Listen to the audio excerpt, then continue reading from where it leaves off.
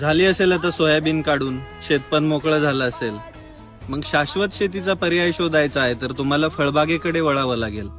तुम्ही कोणत्याही प्रकारची फळबाग करा, लिंबू करा, मोसंबी करा, संत्रा करा, ड्रॅगन फ्रूट करा, पेरू करा, डाळिंब करा, द्राक्ष करा. पण शेतकऱ्याच्या पोरांनो, जर तुम्ही शेती करायचा निर्णय घेताय, तुम्हाला शाश्वती पाहिजे असेल तुमच्या आयुष्याला, तर फळबाग लावायचा निर्णय घ्या.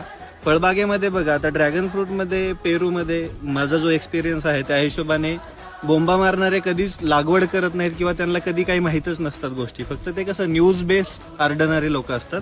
पण जे ऍक्च्युअल करणारे बागायतदार आहेत, ज्यांनी आजपर्यंत बागा केल्या आहेत, फळबागा केल्या आहेत, त्या लोकांचा जाऊन एक्सपिरियन्स बघा. त्यांचं आयुष्य खरंच फळबागा करून सुधारलेलं आहे. योग्य माहिती, योग्य त्याबद्दलचा अभ्यास करून त्यानंतर तुम्ही शेती करायचा निर्णय घ्या. पण ह्या ज्या सोयाबीन किंवा भुसार माल करायची शेती, ते तर करावीच लागणार आहे. 10 एकर शेती असेल